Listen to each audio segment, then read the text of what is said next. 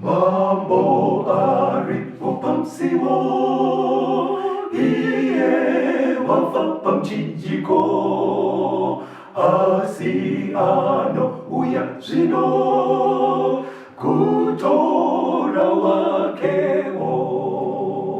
Pamsiwo,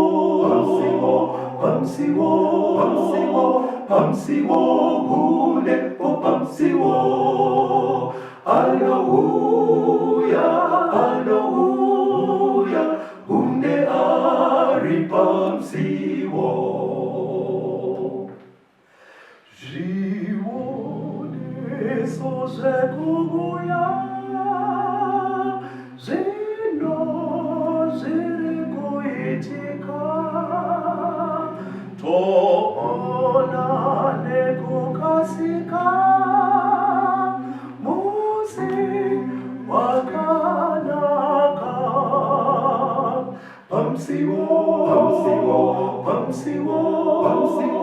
Pamsiwo, unepo pamsiwo. Hallelujah, une ari pamsiwo. Kwaziwai vateereri, tinokuchingamidzai kuchirongwa The Second Coming of Christ chamunopiwa naPastor Gift Rhodzi vekuNorth Zimbabwe Conference of the Seventh-day Adventist Church, pamwe chete naCaston Betera, Assistant Publishing Director kuEast Zimbabwe Conference of the Seventh-day Adventist Church. Mustudio nhasi tina Proclaim Rhodzi ari kutiisira into sign language. Kwazai vateereri vaBetera. Vateereri tinokuchingamidzai kuchirongwa. Tinotenda hurukuro yedu yanhasi nemusoro wenyaya unoti kudenga kunoenda vanhu vakaita sei. Tikutaura nenyaya dzeSecond Coming, kudzoka kwaJesu, ari kuuya kuzotora vanhu kuenda navo kudenga. Saka toda kuti zvitijekere kuti vanhu vachatorwa kuenda kudenga vanhu vanenge vakaita sei. Tichataura pfungwa dzinokwana 3 tichitarisa panyaya iyoyi yekuti kunoenda vanhu vakaita sei. Pfungwa yekutanga yatoda kuti titarise chimiro chekutanga chinowanikwa muvanhu vachaenda kudenga. Kunoenda vanhu, hativerengei kuna Mabasa 16 vhesi ya 30 na 31. Acts 16 verse 30 to 31. Tiverengere munhu waMwari.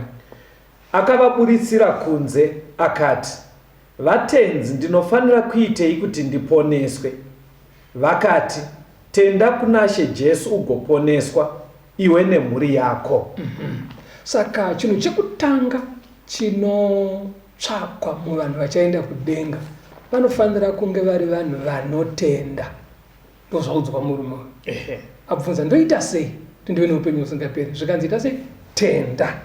Right. Handei kuna Hebrews 11 pavhesi ya 1 inotibatsira kutsanangura kutenda kuti kuita sei. Hebrews 11 verse 1. Zvino kutenda ndirwo rusimbiro rwezvinhu zvatinotarira nechiratidzo chezvinhu zvatisingavoni. Kutenda pane chekuita nechinhu chisingaoneki namaziso, chisingabatike namavoko, asi wogutsikana kuti chiriko. Saka kutenda kunoendesa kudenga. Tiri kutarisa pakati pevanhu naMwari. Vanhu vanofanira kutenda kuti Mwari ariko. Unoziva kuti mumazuva ano atiri kurarama kune vanhu vasingabvume kuti Mwari ariko. Zvokuti matsananguriro avanoita upenyu matangira avo, vanoti upenyu hwakatanga nezvakaitikira mumhepo. Magasizi akangosangana mudenga ndokubva aputika. Mukuputika kwawo ndobva mabuda gonye. Gonye chairo. Saka vanoti gonye riya nekufamba kwenguva rakazokura richikura. Mugonye iroro mukutsanangura kwavo vanoti ndo makabva zvipenyu zvese zvinorarama panyika. Saka nekufamba kwenguva rakakura ndo kwakabvawo makudo. Nguva ichingopindana miswe yemakudo ichipera, pachiita zvimupanzi ndo pakazouya vanhu. Zvekuti mupfungwa iyoyi inototora vanhu tiri vazukuru vegonye iroro. kana kuti vazukuru vemakudo. Alright. Kana taakuuya mudzinza redu padhuze nekwatiri. Saka ndo matauriro avo. Kunyangwe pfungwa iyi ndakamboinzwa kuchikoro. Yange isingori here yezvidzidzo zvekuchikoro kuti uite certificate. Murutoti pfungwa here kuti vanhu vaidzidza kuchikoro munhu angatogara naye akumba manje achitobatirira papfungwa iyoyo. Haizi yecertificate chete here, because ndikuyoka zvichititywa zvaidzanzana Charles Darwin mazita aitaurwa zvinzi homo sapiens kudii. Muri kuti here pfungwa iyi inogona kuchiraramika kana kuti yaingwa yekuti uito exam yako pasawo nei chete? Kana muri kuchikoro vanoti munozvidzidza ikoko, asi ukatarisa hazvisare kuchikoro. Kunotori nevamwe vanhu vanazvo kumba zvokutoti anototsigira pfungwa idzodzo achiramba kuti hakuna Mwari. Inadzodzi anenge achiti Mwari haana kusika. But ukacherechedza unoona kuti izano raSatani rekubvisa mupfungwa dzevanhu pfungwa yaMwari samusiki wedenga nenyika. Saka anenge achiziva kuti kana izvozvo zvaitika mupfungwa dzevanhu munosara musisina Mwari. Kuitira kuti vanhu kana munhu aakurarama asisina Mwari mupfungwa dzake aakurarama madiro. Iye ukaera wazota necheseru kwatisingaona hakuna zviriko zvatongokwana tiri panapa. Unoita madiro. Asi kudenga manje vanhu vanofanira kutenda kunyangwe Mwari vasati vamuona, kunyangwe asingabatike. But kutenda manje kune mawiro akunoita. Saka kana muri kuinda ikoko it's okay. Ndaida kutobvunza kuti unobatsirika sei kuti usvike pakutenda kuti Mwari aritoriko ende achadzoka. Ndaona muri kusiya pekudzoka. Achadzoka kuzotitora. Rega tinzwe kuna vaRoma 10 Romans 11 kuenda pa14. Romans 10 from verse 11. Nekuti rugwaro runoti ani nani unotenda kwaari haanganyadziswi, nokuti muJudha nemugiriki havasiyani, nokuti mumwe ndiye Ishe wavose, wakafuma kuna vose vanodana kwaari, nokuti ani nani unodana kuzita raShe achaponeswa. Zvino vachagodana seiko kuna iye wavasina kutenda kwaari? Vachatenda seiko kuna iye wavasina kunzwa? Vachanzwa seiko kana kusino muparidzi? Saka pari kunzi panapa kuti vanhu vatende kuti Mwari ariko akasika, uye kuti mushure mekupinda kwechitema Jesu akazouya akazotifira, achazodzoka futi ozotitora. Kuti munhu asvike pakutenda ikoko anoda kunge aparidzirwa. Anzi anofanira kutanga anzwa. That's right. Ndofanira kutaura. Ndokaraita kuti mubvunzo zvikanzi anonzwa sei kana pasina anoparidza. Saka ndosaka tiri muno mustudio munomubetera. Kuparidza kwatiri kuita kwa hakusi kungovarairwa kungoti mumhepo muve nemapurogiramu. Aiwa, kutoparidza kuti vanhu vanzwe. Kana vanzwa votenda. Kana vatenda vodana kuzita rake. Ruponeso rwakobva rwauya paanouya manje Jesu. Saka imimi kutenda kwamuri kutaura kwasiyana kamufundisi nekutenda kwakajairika munharaunda. Because kutenda kwakajairika ndekwekuti ndinongouya ndoti munotenda here muna Jesu? Handitika mukati ndobva ndatoti you are saved. Kwenyu manje kuri kuita mastage ekuti munhu anenge arutombonzi ngaambonzwa mharidzo, anzwe zvidzidzo, kana anzwisisa ochitenda. Now kutenda namamwe manzwika kupinda muhukama naMwari, kupinda muhukama naJesu. Hakusi kungoziva kuti Jesu ariko kwaino murume ainzi Jesu, aiwa kutorarama muhukama naye uchinzwisisa kuti ndiye muponesi wangu. Saka tsanangurai pakanzi believe in Jesus. Statement iri kuti rungorere kuti rikurehera kuti Jesu mwana waMwari, riri kuti hazvigumiri ipapo. Zvaari mwana waMwari zvine chekuitei neni, neupenyu hwanhasi neramangwana redu. Alright. anditazvoona saka zvakudzokera kuzano reruponeso riya rataibokurukura kare uko kuti akafa kuripira zvitadzo zvangu zvese izvozvo zvinouya saka zvinouya pakuparidzwa ndo zvinobatsira munhu kuti okay chero ndisina kumuona aiwa ndo mamiriro akaita nyaya nditopabata rega tinde kuna Matthew 27 vhesi ya 41 na 42 Matthew 27 verse 41 to 42. Saizvozvo vaprista vakuru navanyori vakuru vakamuseka vachiti wakaponesa vamwe haagone kuzviponesa ndiye mambo wavaIsraeri ngaaburuke zvino pamuchinjiko titende kwaari. Vana vaIsraeri vaitoenda kuchechi vatungamirira vaprista Jesu ari pamuchinjiko vanoti ukaburuka ipapo tichatenda tobvuma tobva tabvuma tendiwe buruka because vanyatsonoti karovererwo kukaita aburuke apo inzwa kuna Matthew 28 pavhesi ya 11 kuenda pa15 Matthew 28 verse 11 to 15. Zvino vachiri munzira vamwe varindi vakasvika muguta vakaudza vaprista vakuru zvose zvakaitwa. Vakati vaungana navakuru vakarangana vakapa varwi mari zhinji vachiti taurai muchiti vadzidzi vake vakauya usiku vakamuba isu tivete. Kana zvikanzikwa nomubati tichamutendesa imi murege kusundirwa mhosva.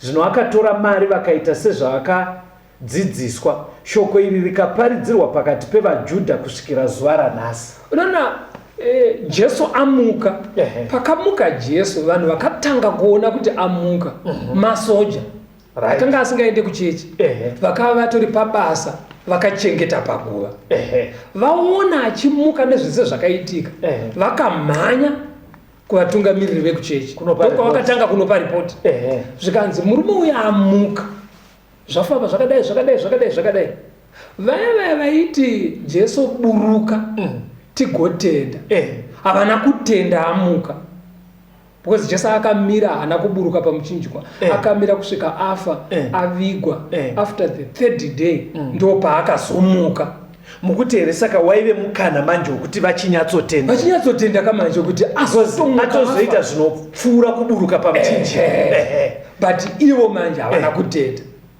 vakatora mari ndobva vabraiba masoja zvikanzi musafambe muchitaura zvamuri kutaura zvokuti amuka endai muti abiwa takakotsira chero zvichiurayisa kubasa kwenyu tichakubatsirai tinonobraiba futi vakuru venyu zvekuti havazokupi mhosva vanhu vavasina kutanga musi uyo kuzvinyaya iyoyi ende kuna John unzwe 12 John 12 uverenge pavhesi ya 9 kuenda pa11 unzwe zvavakamboita futi pane imwe nguva John 12 verse 9 to 11 zvino vanhu vazhinji vavaJudha vakanzwa kuti uripo vakauya asi havana kuuya nekuda kwaJesu bedzi asi kuti vaonewo Razaro wakanga amutswa kuvakafa asi vaprista vakuru vakarangana kuti vauraye naRazarowo nekuti nekuda kwake vaJudha vazhinji vakanga vachibva kwavari vachitenda kuna Jesu.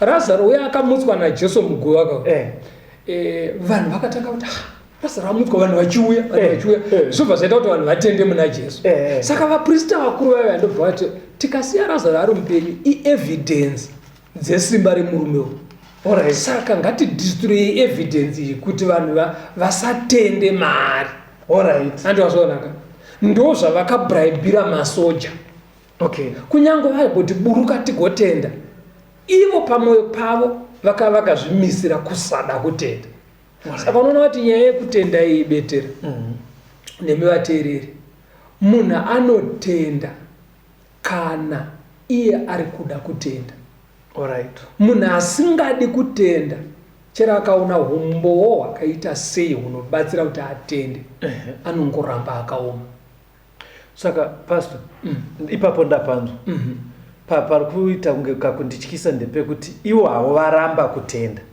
but vakutoenderera mberi kuti vameke sure kuti vari kuda kutenda vacho futi vatadze kuuya because hanzi vangaona kuti vanhu vari kuenda kuna Jesu and the reason hanzi vaienda nekuti pana Razaro saka vanga kuti Razaro wacho ngaafe futi kuti vanhu vasaendeko but zvazvaipe imi maramba kaeni ani mazvona vakuda kudzimaidza futi vari kuenda. Saka uchaona kuti chero munguva ino yatiri kurarama kune vanhu vokuti iye haana hanya nevhangeri haadi futi kuti vamwe vawane mukana wekugadzirisa ukama waona Mwari. Tinombozviona kana mudzinhamo kana vanhu vachiita umbo ari kwekuri mainini akazoti vagona akazoti uyu MC akati time rega ataure shungu dzake ndokuchema ikoko. Saka vanhu vanoita kana 6 hours pachitaurwa ari kwekuri tiri kumombe panosumuka muparidzi kuti aparidzi time vachiti gaga. Saka zvimwe zvese zviri kudunurirwa. Saka kune vanhu vekuti iye haanei nezvechechi ende haadi kuti vamwe vazvinzwe. Saka zvakagara zvakadaro. But pane chimwe chinhu chiripo futi pamusoro penyaya ukaenda kuna Luka 16 pavhesi ya 31.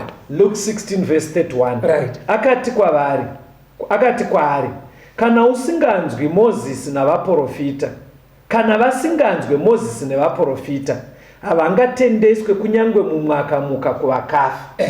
Saka uyu pamufananidzo womupfumi naRazaro anoti chitumai Razaro kubva kuvakafa. Anoudza mabrothers angu akasara kuti sorry muri kumhanya ingoudzai vanhu kuti waive mufananidzo that's right waRazaro nemupfumi. Asi mumufananidzo uyu mune pfungwa yekuti vapenyu vakasara ngavayeverwe vazive zvekuita muupenyu hunohu vachigadzirira ramangwana. Asi pfungwa iri kubuda apa ndeyekuti vakasateerera vaparidzi vavainavo chero pakamuka munhu kubva kuvashakabvu havambonotendeuka. Saka zviri kuburitswa panapa ndezvekuti munhu kana akazvimisira kuramba chero evidence yese iripo chero akamuka mangwanani miti yakamira nemashizha midzi iri mudenga anongoramba. Ende unoziva kuti zvinokonzereswa nei?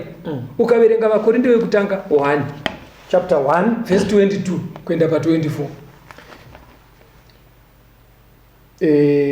1 Vakorinde 1 verse 22. 1 Vakorinde 1 verse 22. Right. Iri kutiyo panapa. Nekuti vaJudha vanokumbira zviratidzo, nevaGiriki vanotsvaka uchenjeri, asi isu tinoparidza Kristu akaroverwa pamuchinjiko, chigumbuso kuvaJudha neupenzi kuvahedheni. Asi kune vakadanwa, vaJudha nevaGiriki, Kristu isimba raMwari neuchenjeri hwaMwari. Handiti uri kuona panapa kune vamwe vari kutoramba kugashira izvo zvatiri kudzidzisa tiri muno mustudio. Unoziva kuti vanozvirambirei? Vanenge vachiti kudii? Vamwe vari kutsvaga mamirakuru ekutoti tite tiri muno. Saka kana pasina mamirakuru hazvinei navo. Saka miracle rinenge richinzi ridii? Ndo zviri appealing kwavari because vanoda zvinobatika zvinovabatsira ipapo. Sekuti here zvinezvi tiri munomu ndingadai ndakutoti ndiri kuona Gibson wakateerera iye zvino akaona ndadaro kushopera kuya zvaita ipapo handiti vazviona then vanhu vanobva vati nguva yaya yakwana. Saka kana pasina zviratidzo vamwe vanodhisimisa nyaya dziripo. Koitawo vamwe vanoti zvinofanira kuve nelogic, agone kuona kuti scientifically zviri kumeka sense here paari. Saka ndosaka zvichinzi zvaJesu zvinobva zvaita upenzi kwaari zvakareruka. Saka vanhu kuti vanzwise kuti zvine chekuita neupenyu husingapere hazvizoklike kwavari. Saka mukati mekurarama zvakagara zvakadaro kune vanhu vaingoramba Jesu chero evidence dziripo. Handiti mazviona because pamwoyo pavo vane zvavanenge vakasunga. But handifunge kuti kune vateereri vagara vari kufamba nechirongwa chino kungaite munhu ane pfungwa dzakadaro dzekuti pamwe makatomirira kuti tichaita imwe miracle muno mustudio. Handifunge kudaro. Even handifunge kuti kune vamwe pakati penyu vakadzidza vari kufunga kuti tichatanga kutsanangura zvesainzi, kuti titsanangura kuti paresurrection muchaona decomposition yozodai. Tinongoparidza bhaibheri raKristu ende vakawanda mufundisi ndaona henyu muri kutaura matsananguro amuri kuita handisi kuramba kuti vari kwasingatende but munozviziva here kuti pachirongwa chinechi tine vakawanda vari kutofona nenhare vachitsvaga kuti vobhabhatidzwa sei, voenda kupi. Saka vanhu vari kutenda mufundisi, vana vaMwari, Mwari akuitirei zvakanaka. Iye zvino tichambonzwa kambo touya toenderera nechidzidzo.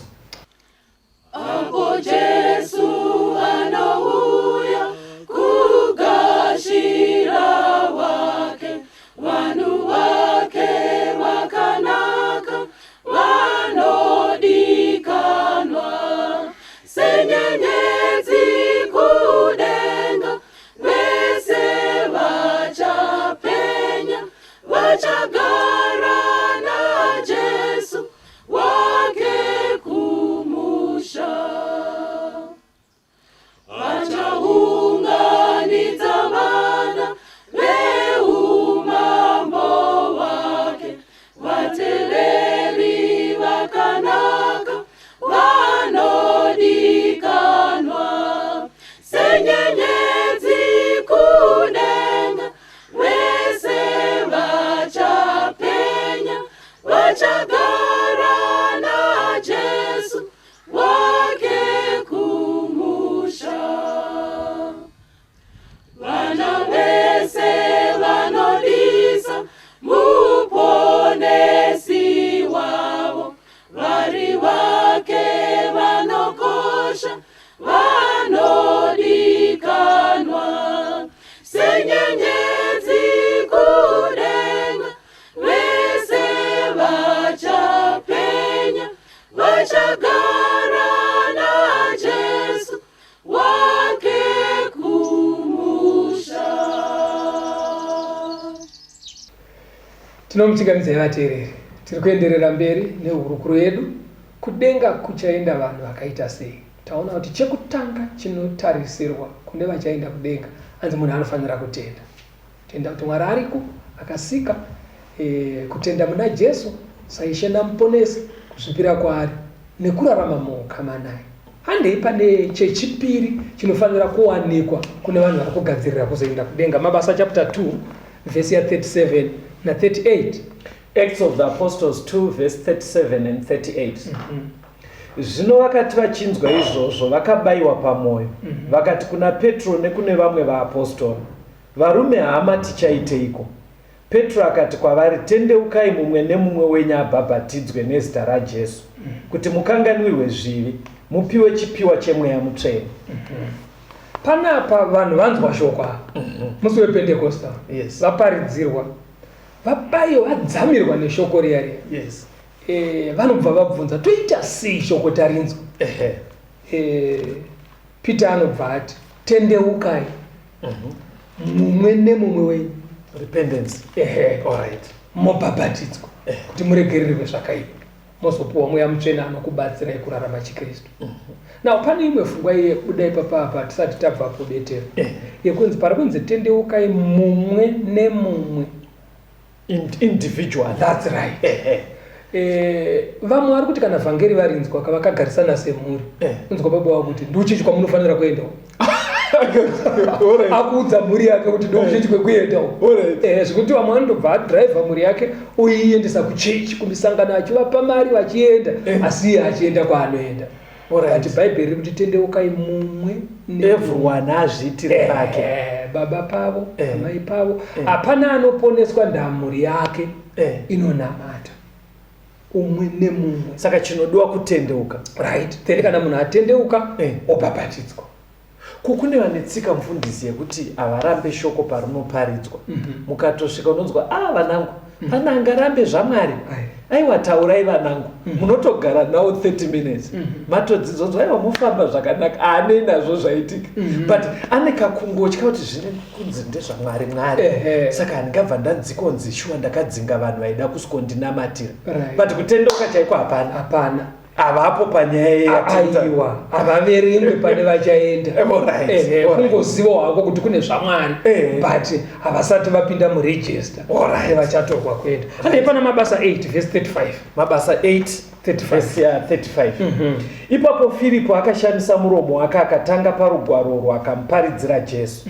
Zvino vakati vachifamba munzira vakasvika pane mvura, muranda akati, hei mvura, chiko chingandidzivise ndirege kubhabhatidzwa? Filipo akati, kana uchitenda nemwoyo wako wose zvingaitwe. Akapindura akati, ndinotenda kuti Jesu ndiye mwanakomana waMwari.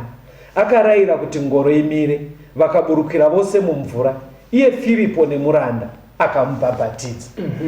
Saka panapa pari kudzokororwa zvakare nyaya yekutenda. Asi kana watenda obva wabhabhatidzwa. Saka zvinhu zvinoteverana izvo. Kuti kana munhu atenda ngaabhabhatidzwe. Right. Saka zvadaro Mwari anobva aenda pamberi, haanyarare panyaya yekubhabhatidzwa. Sezvatinonzwa kuna vaEfeso 4. Efeso 4 vhesi ya5. Ephesians 4 verse 5. Ishe mumwe nekutenda kumwe nerubhabhatidzo rumwe. Kana munhu atenda pane zvaitika pamwoyo. But panofanira kuitika zvinoratidzawo kunze zvichionesa vanhu kuti pane chaitika mumwoyo mangu. Alright. Handiti mazviona ndo pari kunzi pane rubhabhatidzo. Asi rubhabhatidzo manje hazvisi zvawangofunga kuti ndakudai saka rwarubhabhatidzo. Kana kuti zvamatenderana muri pachikona penyu. Kubhabhadzwa ndokuombekwa. Very good. Ndokuombekwa. Alright. Ndokuyereswa here. Iwo ndingatitsana kuti kuyereswa kuita sei nekuti mavara anosanganiswa nechitira kuti right ndokuenda kubetsaida here. Regera kuti mavara yatigona kuti anokwana here mune zvichabuda muruku redu painotoperera. Saka pari kunzi kana munhu atenda ngaabhabhatidzwa. Asi kubhabhatidzwa hazvisi zvaunofunga kana kuti zvamungatenderane muri vairi kana kuti zvavhoteswa kuti right tiri panapa toita sei kuti tibhabhatidze vanhu vovhononzi saka zvavhoterwa nevazhinji izvi ndozvotoita. Pari kunzi pane chinhu 1 chinonzi rubhabhatidzo. Chinoitwa pakaita sei ichocho kuna John 3:23. Abati zviri pachena kazvinoitwa muchechi pastor. Zvinoitwa muchechi kuchechi kunoitwa zvinhu zvakawanda. Kuchechi kunoitwa zvinhu zvakawanda betere. Regera tinzwe bhaibheri riti maenda kuchechi kwacho munoita sei pakubhabhatidza. Alright, ndoerenga kunani? Kuna John 3:23. John 3:23. Right. NaJohana akanga achibhabhatidzawo paAinoni pedyo neSarimi, nekuti kwaive nemvura zhinji ipapo, vakauya vakabhabhatidzwa. Right. Saka rubhabhatidzo ruri kunze runoitwa panzvimbo pane mvura zhinji. Ngei ruchitsvaga pane mvura zhinji?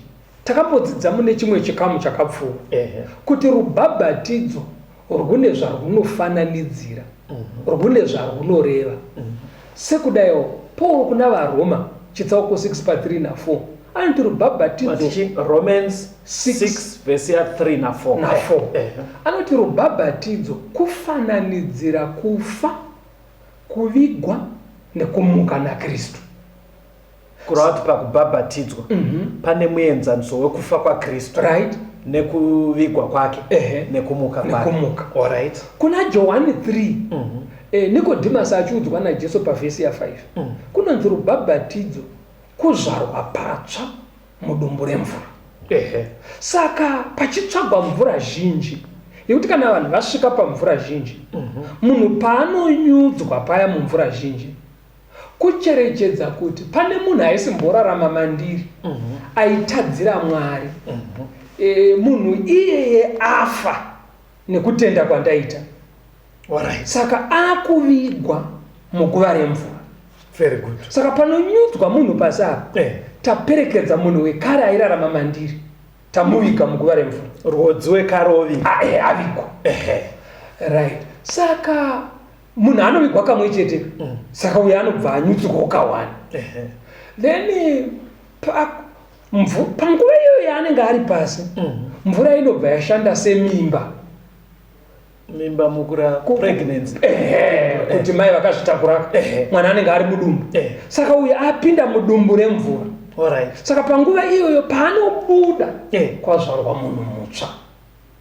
Saka mvura yashanda zvinhu tu seguva yoshanda futi sedumbu ramai pobva pazvarwa mwana munyowani. Saka ndo rubhabhatidzo. Saka kungodaro zvatopera zvatokwana. Munhu anononyudzwa kawani, munhu anovigwa kawani. Ndozamatsanangurira muri kuita inini maybe ndokasika kumhanya kumberi tereri because ndiri kutaura semunhu ane background yekutoziva zvinoitika nezvinoitika kwakawanda marubhabhatidzo aya kuti kuna vamwe vanonyika mumvura katatu vamwe vanonyika ka7 saka nematsanangura ari kuita mufundisi zviri kunobuda kunge zvinonzi kakaita ka7 unenge uri kuita makuva 7 kuviga munhu wani ka7 zvoita futi unge uri kumubara ka7 saka pari kubva paita kwiye zvasiyana neenzaniso yacho iri kubva yaramba watsanangura saka zvajeka panapa kuti vanoenda kudenga kana vatenda ngavabhabhatidzwa. Kubhabhatidzwa kwacho kuenda kumvura zhinji munhu onyutswa kawanda but tine dambudziko pakati pevanonamata muranda wacho rei inzwawo 1 vakorinde 1 Corinthians 1 verse 11 kuenda pa13 1 Corinthians 1 verse 11 kusvika pa13 right. Nokuti ndakaudzwa pamusoro penyu hama dzangu nevari vekwaKroe kuti kune gakava pakati penyu.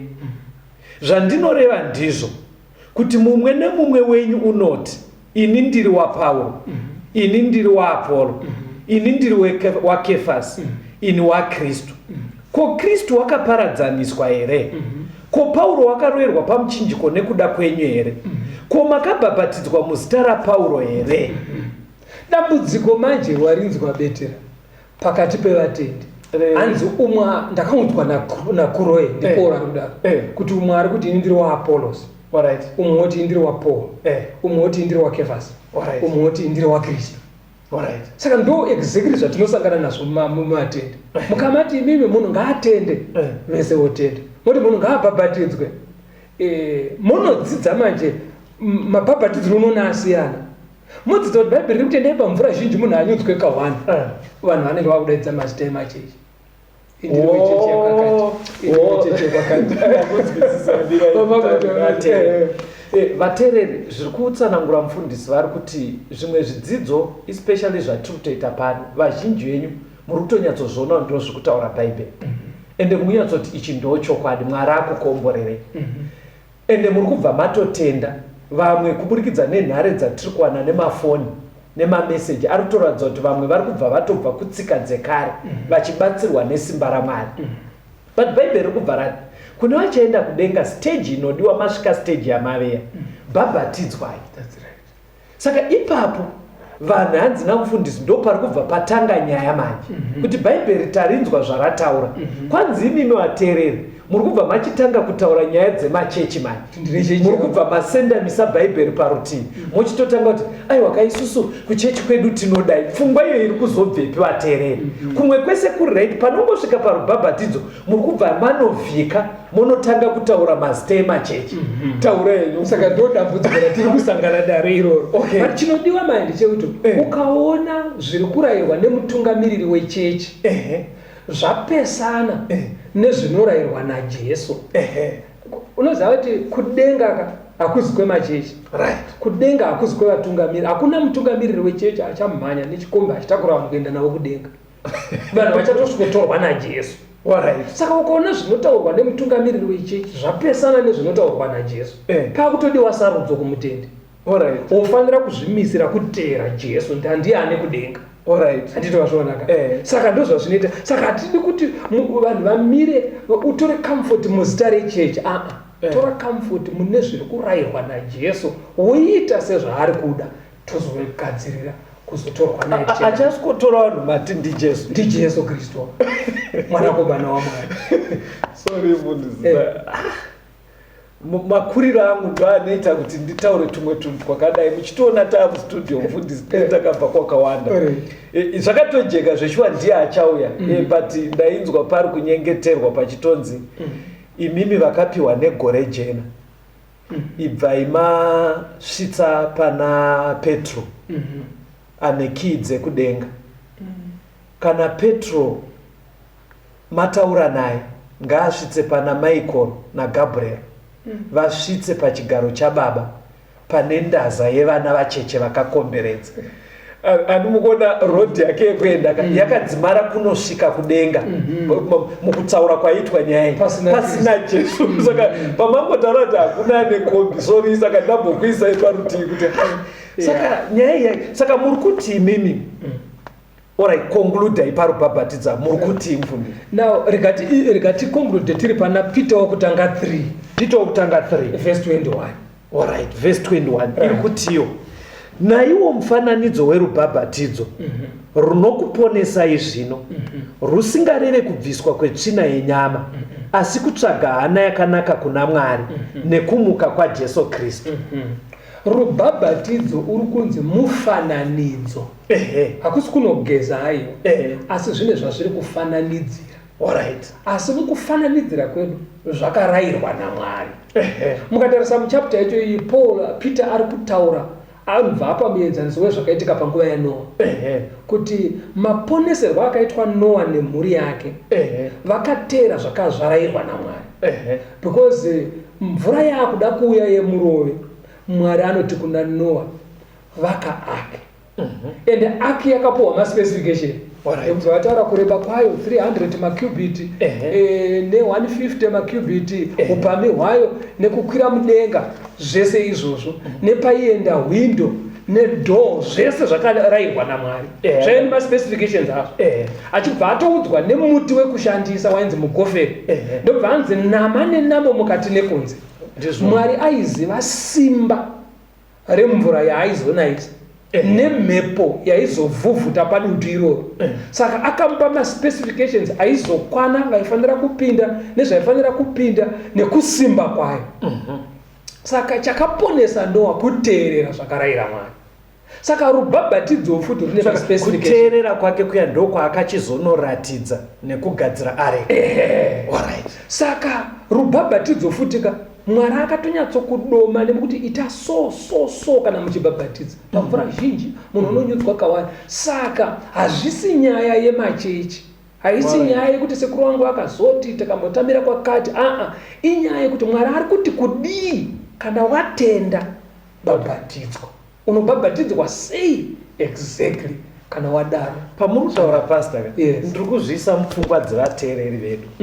Kana ndikukudzwai zvakanaka mukuramba muchitsipidza kuti kuteerera Mwari ka, but kuteerera Mwari uka kuchakonzera kuti vateereri vedu ka vamwe vanogona kukaruka akusiya chinamato chaingari oenda uko. Saka ichiita kunge iri kunooma manje. Handiri mapaona ka, vanhu vanogona kuva kutozviona kuti zveshuwa zviri kutaurwa izvi ndezvizvi. Panonoita dambudziko nemunhu manje ndepekuti saka vhangeri riri kureva here kuti ndinofana kutombochinja pandiri. Unoziva saka havagoni kutibvunza, but ivo vari kutozvidzwa. Vamwe vanenge vachiti saka varume havada kuti tisiye machechi edere. Handimukona mibvunzo iyoyo manje, ndoyandi kuti panobatsirika sei? Unoziva kuti kana vhangeri rauya rine mukundo wakadaro munhu haungamudze kuti chinja chechi, asi mukuraramaka pane zvidzidzo zvimwe zveminongedzo yatinoona yekuti vamwe vanhuka vakagara mumisha mavakagara more than 70 years vari munharaunda. 70 years pane patoita ana sekuru nevazukuru, pane ndo kune makuva yavantu rine kwavanoviga vanhu. Pakauya nyaya yemaresettlement, vanhu vakasiya makuva vachienda kuminda mirefu. Ngei? Vainotsvaga ndimo panevhu rinobhadhara. Handiti mazviona? Vakasiyirei misha yemakore nemakore? Munhu pakunamata bedzi munhu ndopaanoti handingasiye ndochechi yandakasiyiwa navarume vangu iwe. Asi shirikadzi dziri kutamba dzichienda kuminda mirefu, but pakunamata ndokwakafira varume vangu ikoko. Obva atoti hazvigoneke kuti ndisiye makuva emurume wacho waari kutaura kuti handisiye nekuda kwaJesu akasiya, ndobva aenda kunorima kuminda mirefu. But ukachimuti nyaya iyi Jesu ari kuti pabva panetsa. Saka ipapo iri kunongosiyira munhu. Saka ngatingokusiyirai yakadaro vateereri. Mukutsanangura kuri kuita mufundisi vari kuti vachaenda kudenga chekutanga anofana kuva ari munhu atenda muzano raMwari rakazadziswa kuburikidza muna Jesu, nezvaanotitira nhasi, nezvaakatitira, nezvaachatitira paachauya. Kuzadzisa kutenda ikoko next stage munhu anofana kubhabhatidzwa individually, anoita decision iyoyo. Mabhabhatidziro acho asiri ekuti titi kereke yakati inodai, ari mabhabhatidziro emubhaibheri. Ndofunga ndo pamambosvika. Saka atirambei takateerera vateereri, iye zvino tichambonzwa chimbo touya toenderera mberi nechidzidzo.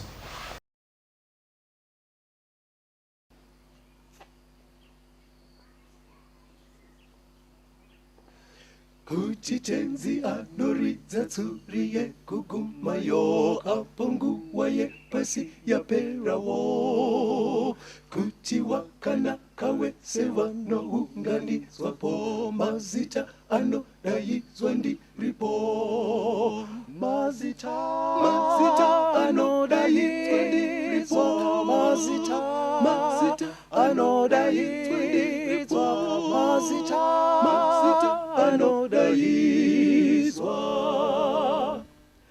anodaizwa kudenga ndiripo. Pamusi wanomuka wakafa kuna Kristu, wanowona mbiri huru yakewo.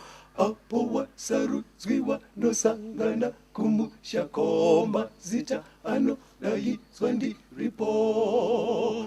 Mazita anodaidzwa ndiripo. Mazita anodaidzwa ndiripo. Mazita anodaizwa kudenga ndiripo. Ngatibate basa rake kuti rinozopera, ngatishumai rudo rwa Mwari. Ndizvo Jesu anouya kutora vanhu vake, mazita anodaidzwa ndiripo. Mazita anodaidzwa ndiripo. Mazita anodaidzwa ndiripo. Mazita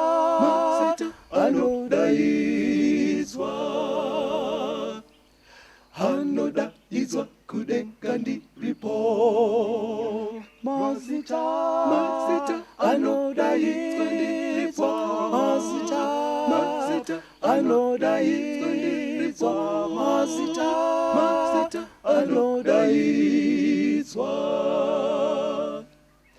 anodaizwa kudenga ndiripo.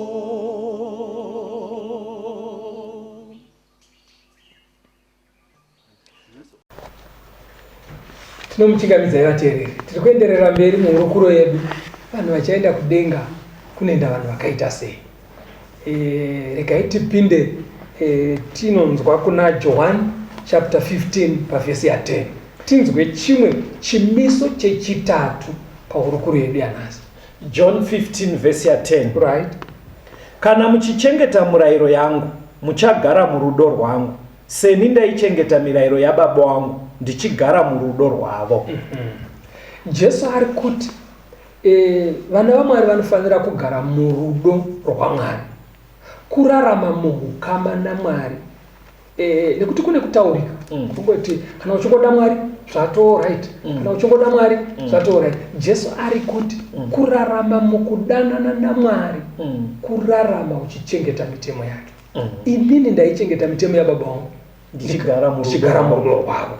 Ndivakabataka. Pane rimwe jaya rakasvika kuna Jesu rikamubvunza kuna Mateo 19 vhesi ya 16 na 17. Matthew 19 verse 16 na 17. Right. Tarira mumwe munhu akauya kwaari akati, mudzidzisi wakanaka, ndingaite chinhu chakanaka chipi kuti ndive neupenyu husingaperi?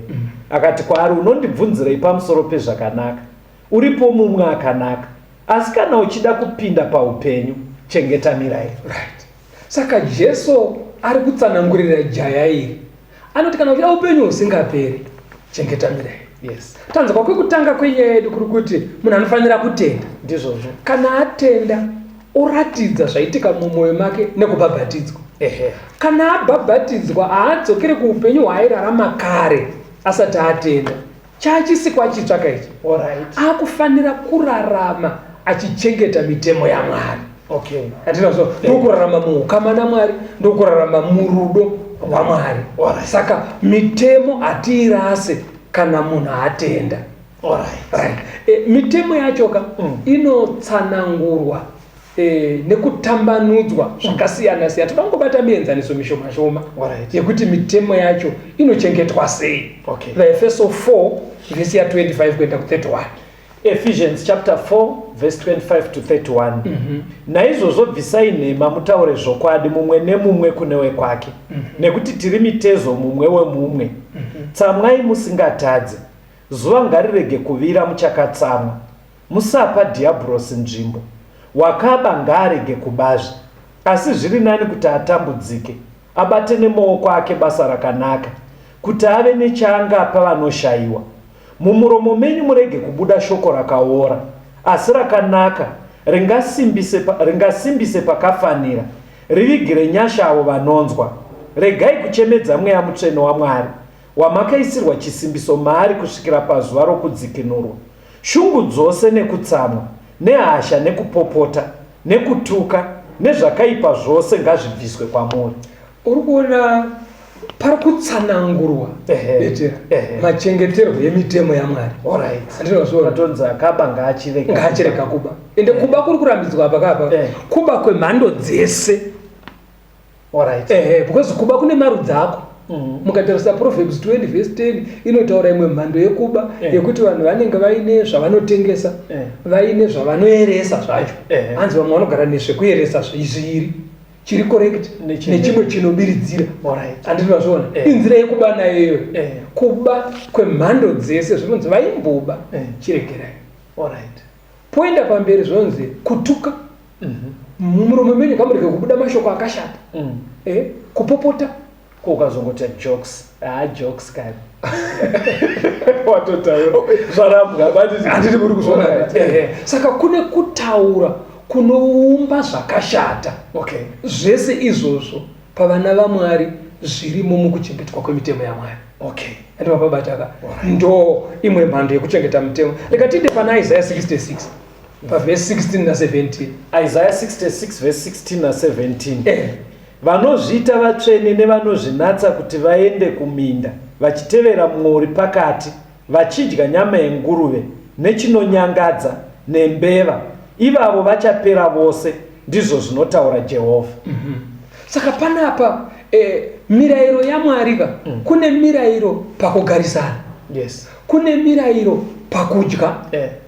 Mwari anozvaakataura kuti kana muri wana waMwari hamungoti chero chinhu chaisika munyu, chadaira munyu chaakutodyiwa.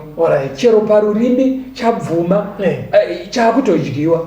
Pane zvaakarayira kuti saka mutoona vamwe vanhu vachavhiringana naMwari vanodya mbewa nenguruve. Izvi zvakambobatwa muhurukuro dzakapfuura. Saka mukuchengeta kwedu mirayiro yaMwari tinofanira kuchengeta yekugarisana, yekurega upombwe, yekurega kuba, yekurega kutukana nekutsamwirana. Tobva ipapo tofanira zvakare Mwari anofanira kuti asvika mukicheni, asvika mumba yekudyira, afare nemadyiro atiri kuita, afare nezviri kubikwa. Izvi manje izvi kunogona kuti kune mwe muteereri ndo zvandaitoita kare. Ini ndakaita hondo chayo kuti ndibvume kuteerera mitemo yezvekudya. Ndaitobhesa kuti murayiro wakauya naMozisi, nyasha naKristu. Mukatonzwa ndadaro kwaitozati hamuchandigoni. Ndaiedza kuona kuti zvese zvimutemo izvi zvakaroverwa pamuchinjiko. Ndo yave pfungwa yangu kuti iwo Jesu aingaburuka kubva kudenga kuuya kuzofira kuti vanhu chidya imbewa. Ayo, kare ndo zvandaitoora. But zvakazondijekera kuti zveshuwa atingati Kristu abve kudenga. Kuita makore ese achirerwa kari kasvava kuti angoswoti idya imbewa. Otherwise daida udarangwana unzanzira ngombodedza kuti chidya imbewa zvotopera nditika. Tiri pana Isaiah 66 ipapo pavhesi ya 22 na 23. Nekuti denga idzva nenyika itsva zvandichaita, sezvazvichagara zviripo pamberi pangu, saizvozvo rudzi rwako nezita rako zvichagara zviripo, ndizvo zvinotaura Jehovha. Zvino panguva iyo nyama yose ichauya kuzonamata pamberi pangu, pakugara kwemwedzi mumwe nemumwe, nepasabata rimwe nerimwe, ndizvo zvinotaura Jehovha. Panapa panotaurwa zvakare kuti vachaponeswa vachaenda kudenga. Kwakudenga nemupasi idzva vachachengeta futi sabata.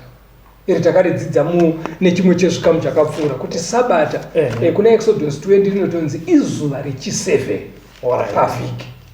Bhaibheri rikatiburitsira pachena kuti izuva rekuti Friday nderekugadzirira kupinda musabata. Sabata rinenge richiri kumberi. Sunday yonzi sabata yakanga yatopfuura. Saka sabata raMwari remubhaibheri izuva riri pakati peFriday neSunday sekudzidza kwatakaita. And fortunately panongoone zuva 1. Ndizvazvaonaka. Nhasi rakatumidzwa haro zita rekuti Saturday. Asi ndo zuva 1 rechi7 revhiki kana muchiteera cycle yevhiki. Saka vana vaMwari pakumunamata vanofanira kuchengetawo sabata raMwari. But unoona kuti chi vanhu munzvimbo dzavagerewo vanochengeta chisi chamambo wenyika iyoyo.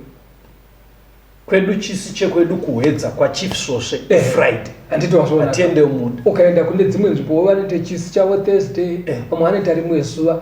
Vanhu chimwe chinhu chandakaona hameno kana wakambozviona Betera kuti vanhu vanoremekedza madzishe enyika inoi kudarika kuremekedza kwavanoita Ishe wamadzishe. Mwari manje ane chisi chake paplanet Earth anoti ndo zuva rechi7.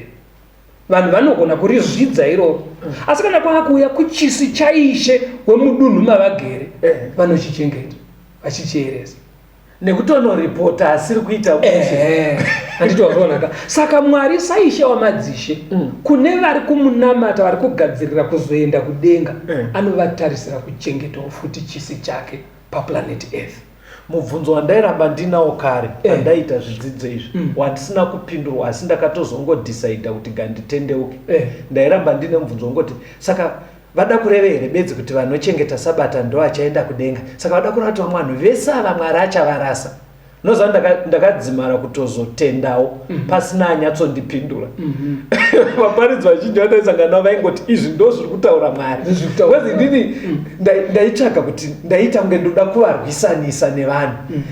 Ndaisabvunza nchiti saka ndo zvinoda Mwari here. Ndairamba nchibvunza nchiti saka muda kurati vamwe vese ava Mwari achavarasa vese ava. Muona mabvunzira. Iyo ukanzi zviri kudiwa kwamuri kuenda uko kauko uya nebirth certificate hombe uye nechitupa chako chesimbi wouya nemacertificate ako e-O level ndo zviri kutonzi uya nazvo zvekuti paunosvika uye anenge achitika vari kupinda anototi masiya birth certificate hombe kokaenda nekadiki ipapa minoti unopinda here manje. Alright. Iye ada kuona hombe. Ada kuona hombe.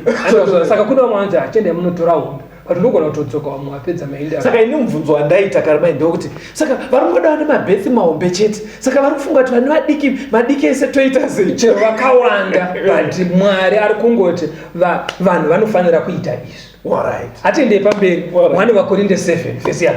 Tiri kungotarisa mirayiro yachoka nekusiyana kwayakaita. Alright. Asi nokuda kweupombwe murume mumwe nemumwe ngave nemukadzi wake nemukadzi mumwe nemumwe ngave nemurume wake. Panapa Bhaibheri rinonyadzisa pachena. Panyaya dzekuroorana murume anofanira kuita mukadzi 1. Alright. Nemukadzi anofanira kuita murume 1. But murayiro iwoyo kana maakusvika pauri vakadzi ndo vari kuwanzomanikidzwa kuita murume 1. Alright. Varume voita vakadzi vakawanda. Varume voita 2, vamwe vachiita 3. Vamwe vanenge vachingoti hazvinoenda nesimba rekufidha mhuri yake. But panapa Mwari haasi kutaura zvekufidha vanhu panapa. Because mukadzi paanoroorwa akakumusha kwavo vanenge vachitodya. Haasi kuuya kumba kwomunhu kuzoskodya ari kuuya murelationship. Alright. Saka Mwari ari kuti pakuroorana murume 1 mukadzi 1. Ndakunzwa kuti kumadzimai hakuna dambudziko stering. Ko kana kumadzimai kwacho kuine mumwe ari kutotanga kuti hamuzivi kuti madzimai takawanda muda kuti roorwe nani. Right. Izvozvo munhu ndaanobvunza Mwari iwo hauwande pamurume. Iwo ungori 1 uri kungoda wako 1. Alright. Saka kana tichida pamberi manje vakadzi ndo vanenge vachinzi ngaite murume 1 varume vachifamba nekuchiva kwenyama. Inzwa kuna Malakai 2 verse 13 kuenda pa15. Munoitawo izvozvi munofukidza hatari yaJehovha nemisodzi nekuchema nekugomera. Naizvozvo haacharangarire chipiriso kana kuchigamuchira nemufaro pakati pemaoko enyu. kunyange zvakadaro munoti nemhaka yeiko? Nekuti Jehovha wakanga ari chapupu pakati pako nemukadzi woujaya hwako wawakanyengera, kunyange ari shamwari yako nemukadzi wako wawakaita sungano yako naye. Ko haana kuita mumwe chete kunyange akanga ano mumwe mweya wakasara here? Zvino wakaitirei mumwe chete? Wakatsvaka rudzi rwaMwari. Saka chenjererai mweya yenyu kurege kuva nomumwe unonyengera mukadzi woujaya hwake. Anzi panyaya yekuroora naye mukadzokera pekutanga Mwari achigadzirira Adhamu mukadzi achiumba mhuri yekutanga, anzi Mwari akamugadzirira mukadzi wani, kwete nekuti anga aneta akati tizozviona panguva inoti aiwa mweya wokusika wanga usina kupera, wanga uchiripo. Aitoona kuti mukadzi wani is enough kumurume wani, anotokwana iye. Ndozvaakaita kuna Adhamu. Saka anzi varume manje uri kuti waroora mukadzi womunyengera, unomutorera futi umwe zvekuti chero vakadzi vanoenda kuchechi vanotoenda nekugomera nekuchema, because hakuna munhu anoda kusheya umwe munhu pamarelationships. Pane godo riripo. Saka vakadzi vazhinji vanokuvadzwa neshanje, vanochemedzwa misodzi vachiuya pakuzonamata. Unoziva kuti ngei vanhu vachiita izvozvo varume? Enda kuna Mateo 19 verse 3 verse 7 na 8. 3, 7 na 8. Vafarisi vakauyawo kwaari vachimuudza vakati, ko munhu anotenderwa kurasha mukadzi wake nemhaka ipi neipi here? Verse 7. Vakati kwaari, Mozisi wakagorereiko kuti murume amupe rugwaro rwekumuramba agomurasha?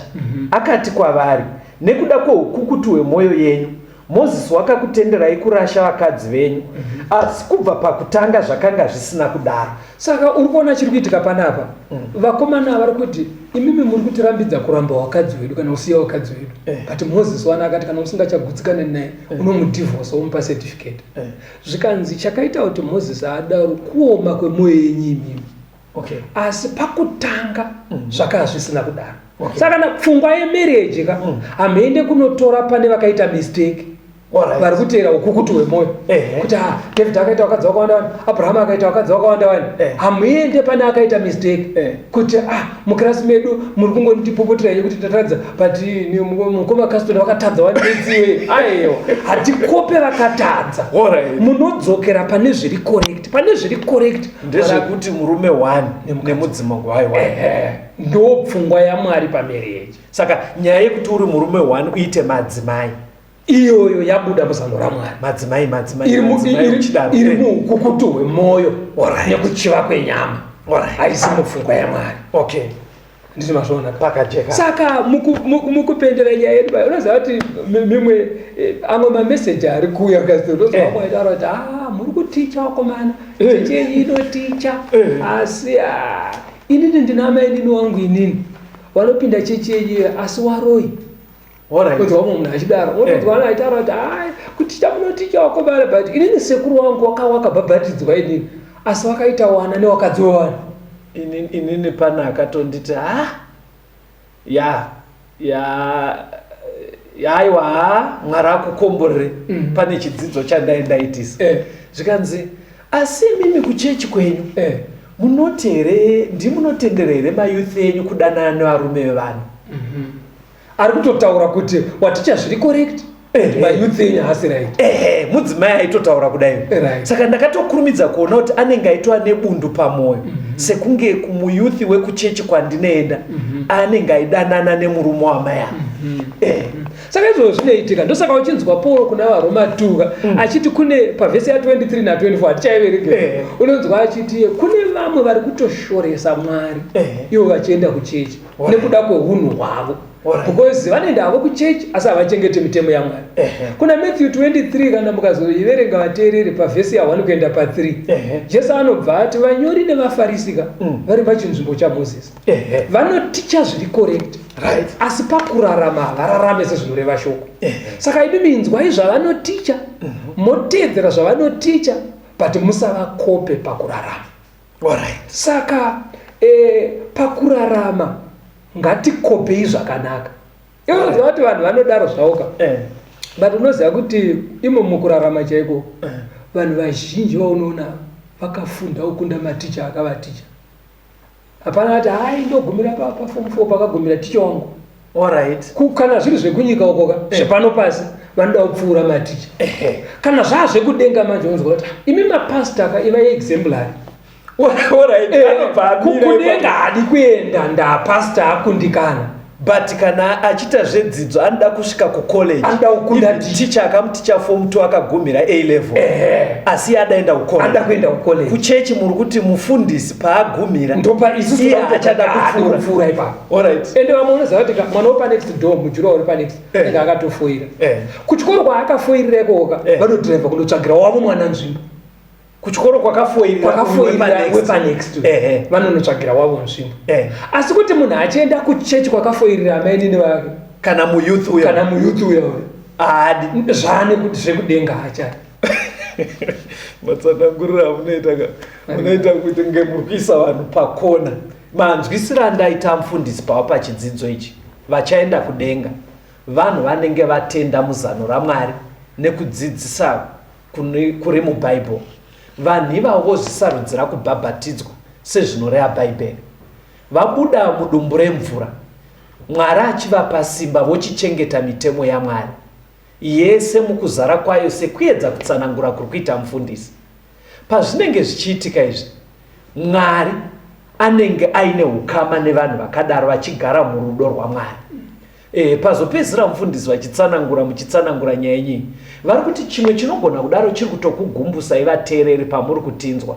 Ingari yekuti nharaunda yamo muri kune vamwe vanhu, nekuti mufundisi pese pavari kupedza vari kubva kuti vane mibvunzo bvunzai muSeventh Day ari padhuze nemi kana vamwe vakadai. Ende zvichienderana nekusiyana kwemachechi edu, kune vamwe vari kunharaunda dzekuti vanoti vanoita zvekunamata vacho havana muenzaniso wakanaka. Ndopakurudzirwa namufundisi kuti iwe waikona kushingirira kugumira pagumira mufundisi, kuti kana mufundisi akadonhera paupombwe iwe wobva watoti ndiri kugumira ipapo. Shingaira upfuure, nekuti ane denga uye achatora vanhu kuenda kudenga ndiJesu, kwete mufundisi. Ndoda kuti mupe vanhu mafoni namba. Alright. Mafoni namba chandoda kuti muwapire nhasi. Nyaya yamataura maakunopedza ine pakurwadza pairi kuita. Kuti tinotori nevateereri but ano vakadzi vake 2 years zvino. Mumwe ane 3. Ngakurukurike tiri pamhepo kudai. Mibvunzo yakadaro ndoda kuti muwape phone number kuti azoti ndochibatsirika sei ndanzwa kuti small house yandinayo kana kuti madzimai angu andinawo andakavakira pamwe chete Mwari haadi ndodi. Wonekai vateereri muchivapa mafoni number. Mafoni number aya tifone titumire mamessage 0775 460 175 0775 460 175 kana kuti 0716 452 086 0716 452 086. Tisangane muchikamu chinoteera. Mwari vave nemi. Tenze ndetungamirwe mukati mezviedzo mananda andibata ndimwino dombo ndirwike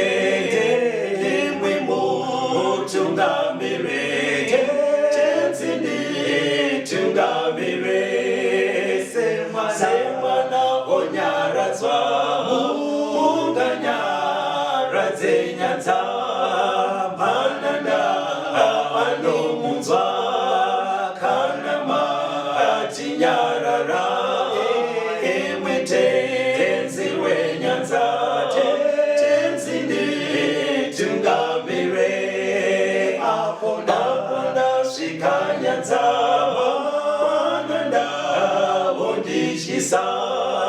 andichienda zororo ndotsamira kune